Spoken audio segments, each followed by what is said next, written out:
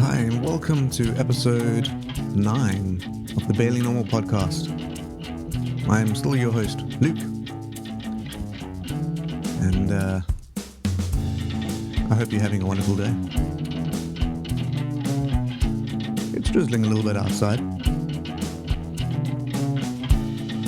on this Monday morning.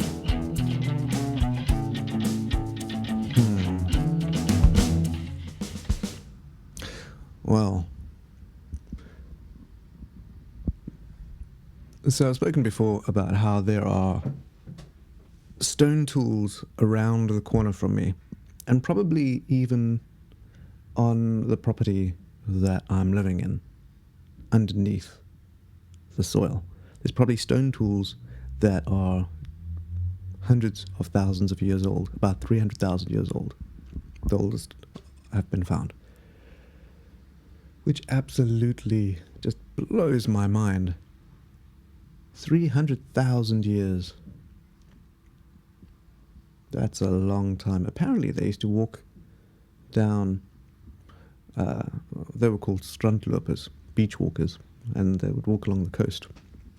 Migratory, I suppose. And in September, October, November, I think, they would come around to my part of the world here, and which totally understandable because it's quite nice then.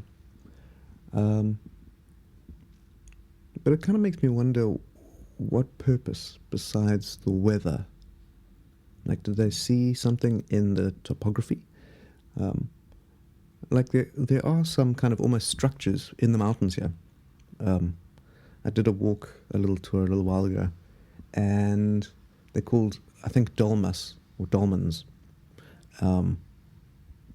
And it's basically parts of it looks like rocks that have been placed on top of each other, so that at certain times of the year the sun comes through and lines up like perfectly onto like a little pond. Or it's kind of amazing. Or do we tend to just see what we want to see? You know, somebody's climbing up, nice weather, they notice there's a hole through the mountain. They look behind them, there's a rock. Immediately that rock has significance to them. Who knows? We kind of do the same things with cities, you know. I think in New York or San Francisco, there's a great pic of, I think it's like sun setting or sun rising, and it's like perfectly lined up with all the blocks of the city. Kind of, I love that kind of effect. There's an artist, Edward Hopper, I think. A lot of his artwork seems a little bit austere or lonely, because most of the people in it, they seem to be in their own worlds, but the light is just so transfixing. It's like a solid ray of light coming sideways almost, with like sharp shadows, 4 o'clock shadows, you know. Life at 4 o'clock. Somebody's knocking upstairs. Someone's always knocking upstairs. But yeah, like we've been around for so long that chances are, if you've thought of it, or I mean a mode of living, chances are there have been people who have tried it and and succeeded or not succeeded.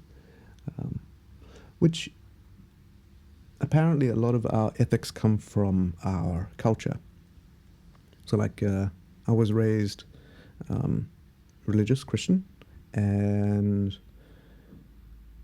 King Solomon was the wisest man to ever live, but he had something like 700 concubines and 300 wives. That I don't know, that doesn't necessarily, in our culture, in my current culture, it doesn't seem that wise. But I suppose as more education is available to women, they make better choices for themselves, realize that they are just as deserving of rights as men are, or I don't know.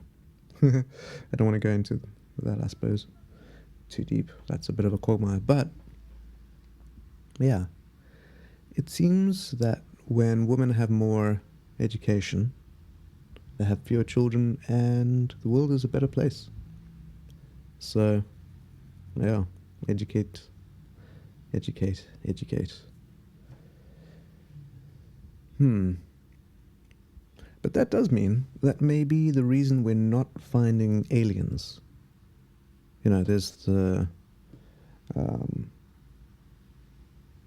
thought, okay, well, if the universe is so big and each star that we see is a system with planets probably in the habitable zone, maybe 1 or 2 or 3 planets even per star, that's billions of habitable planets potentially. Why aren't we seeing any life? Well, maybe it's as simple as culture. Maybe they are intelligent in the way that we are intelligent, but only very recently has kind of world travel been seen as kind of a hobby in a way. Like people traveled for adventure and that, sure, but only now, like you very seldom heard of of kings going on holiday. Like they'd go to other lands for conquest, and we go to other lands to learn how other humans human, to kind of see our connected humanness in our disparate ways, I suppose. It's really great meeting family members for the first time, especially if you've been estranged or you're genetically close to them, but you don't. It's fantastic if you meet them later on, if you get the chance to. It's probably terrible if you're in the situation where that's the case, but I must admit that when you do meet a family member that you haven't met before, one of the first things that, well, at least I did, was try and see what are the little things that you share. You look for similarities immediately, and then I suppose you look for the things. Okay, well, what are the shortcomings in me?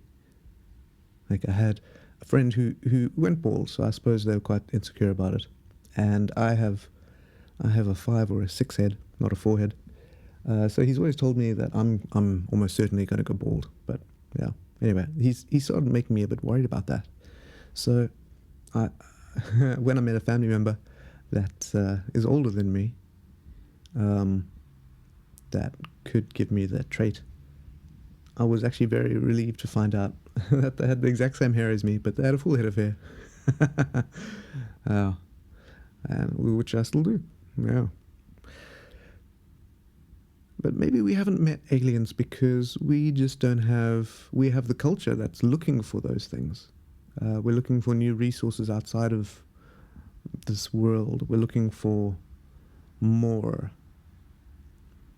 I heard I think he's a paleoanthropologist, Svento Pabo, say that Homo sapiens, there's a little bit of craziness in us because we traveled over the sea where we couldn't see where we were going, which is crazy behavior to him. And that Neanderthals didn't do that, and Denisovans apparently maybe. Although I suppose there are quite a few, like Homo floresiensis, and some of the hobbits, and which they call, it's a smaller hominin, diminutive stature, and they found another one, I think, nearby in... Oh, and that's my cue apparently. But the point is, maybe we are a little bit crazy, and this thing that makes us want to explore keeps us alive. Anyway, enough of my rambling.